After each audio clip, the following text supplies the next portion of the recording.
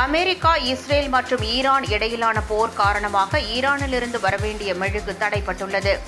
இதனால் தமிழகத்தில் தீப்பெட்டி உற்பத்தி பாதிக்கப்படும் சூழல் ஏற்பட்டுள்ளது.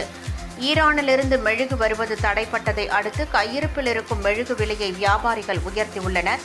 1 கிலோ மெழுகு 80 ரூபாய்க்கு விற்பனை செய்யப்பட்ட நிலையில் தற்போது 50 ரூபாய் உயர்ந்து 130 ரூபாய்க்கு விற்பனை செய்யப்படுகிறது. இந்நிலையில் மெழுகு விலை இன்னும் உயர வாய்ப்பிருப்பதாக கூறப்படுகிறது. இதனால் தீப்பெட்டி உற்பத்தி செலவு 10 ரூபாய் முதல் 20 ரூபாய் வரை உயர்ந்துள்ளது. இதனை சமாளிக்கும் வகையில் தீப்பெட்டி பண்டல் விலையை உயர்த்த தீப்பெட்டி உற்பத்தியாளர்கள் திட்டமிட்டுள்ளனர். தற்போது 600 பண்டல்கள் கொண்ட தீப்பெட்டி 300 ரூபாய்க்கு விற்பனை செய்யப்படும் நிலையில் பண்டலுக்கு 20 ரூபாய் விலை உயர்த்த தீப்பெட்டி உற்பத்தியாளர்கள் முடிவு செய்துள்ளதாக தகவல் வெளியாகியுள்ளது.